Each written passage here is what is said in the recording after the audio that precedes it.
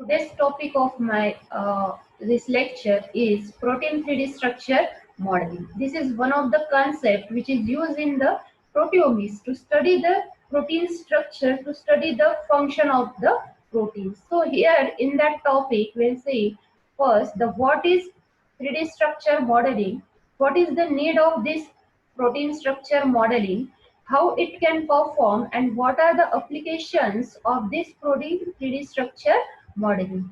So first, it is need to understand what is homology modeling. So this is one of the technique which is used for the identification, for the prediction of the 3D structure of protein.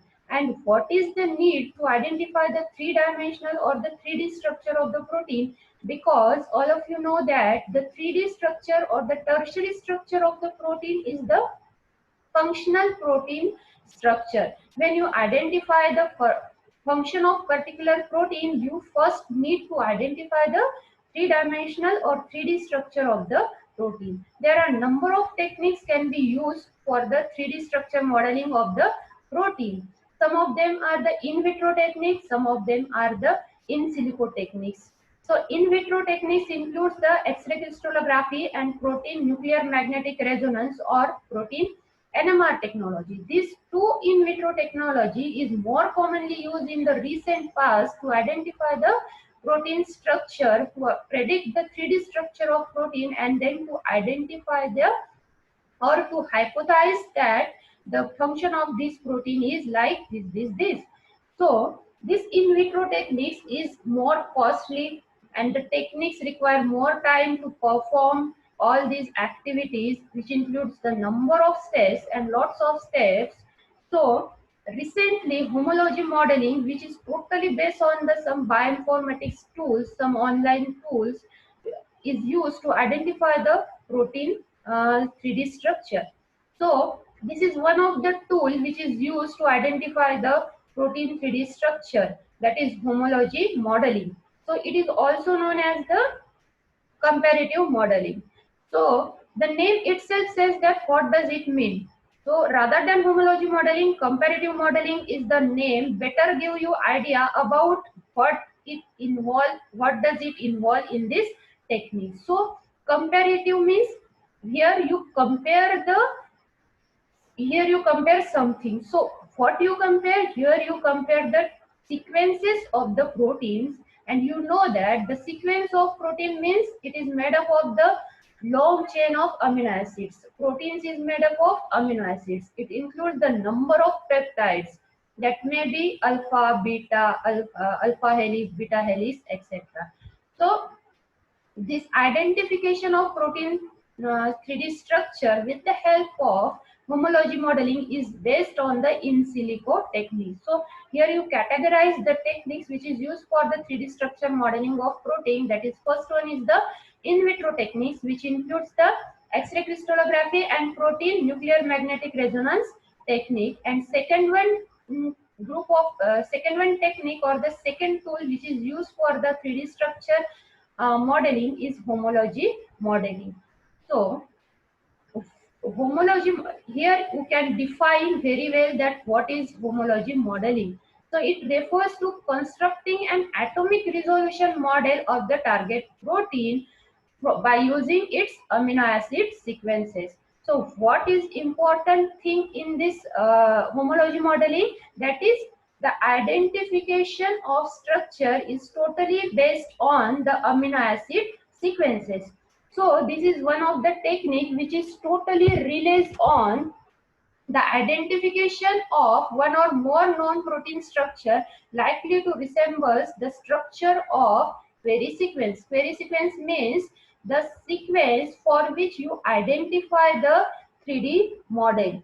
And second one important point in homology modeling on which it relays is that on the production of the alignment that maps reduces the query sequences residue on the template sequences. So these are the two important things which is necessary when you do the homology modeling. So basically we first see that what is the concept of homology modeling. So here you can see in this slide There are two different protein substructure you see. One is the unknown structure and second one is the template structure. So unknown structure means the target protein structure for which you want to identify the 3D structure of the protein. And the template sequence means in another word you can it called as the reference sequence. Means you use this template sequence as a reference sequence to identify the 3D model structure of the unknown protein sequence. So you compare the sequence of these two proteins. That's why it is called as the comparative modeling or the homology modeling. So the next step which is included in the concept of homology modeling is that you need to align the sequences of these two proteins. Means one sequence of that two, among that two sequence, one is the unknown protein sequence and second one is the template protein sequence, and by comparing these two sequences you just identify the 3D model of the protein. So this is the overall concept of homology modeling.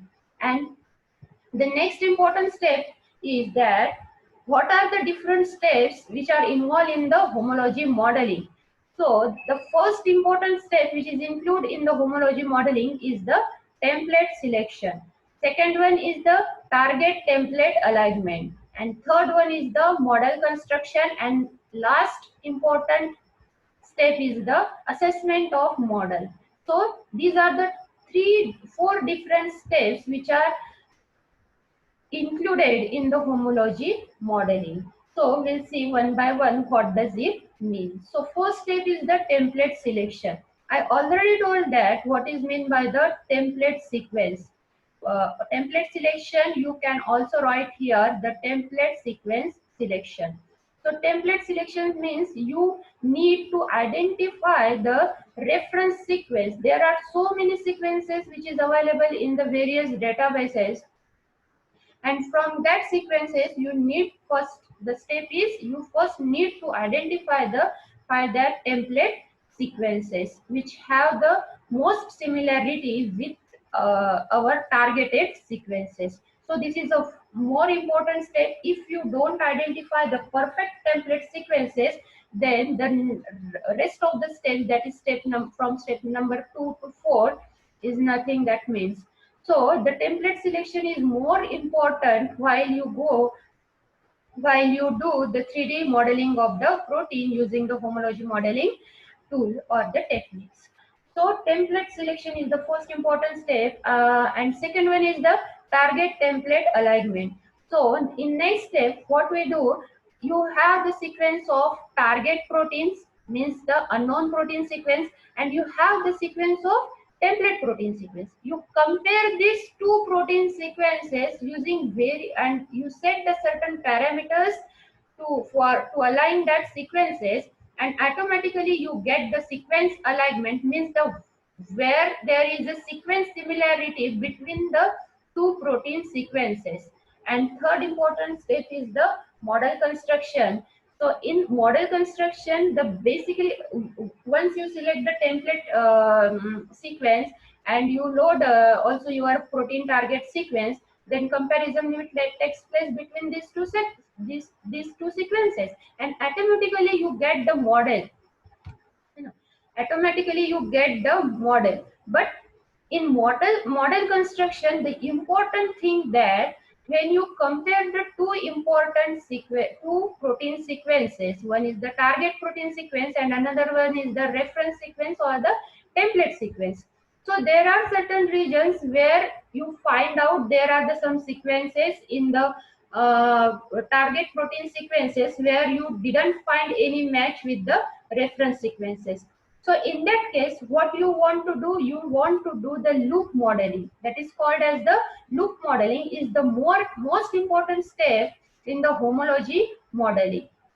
Means you check certain parameters, you set certain parameters, and based on that you find out the 3D structure of the protein, and then you go for the model assessment. Model assessment is totally based on the step number third. If you construct the correct model, Then your model assessment can be do with the help of certain statistical parameters.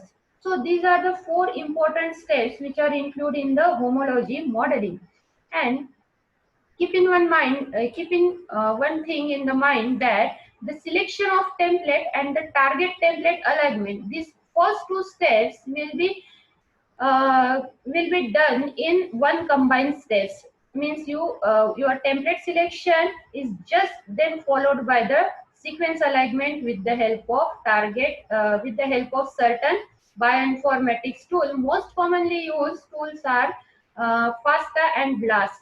All of you know BLAST stand for the basic local alignment server. So the name itself says that you can do the alignment between the two different protein sequences. One is the target protein sequence and another one is the reference protein sequence.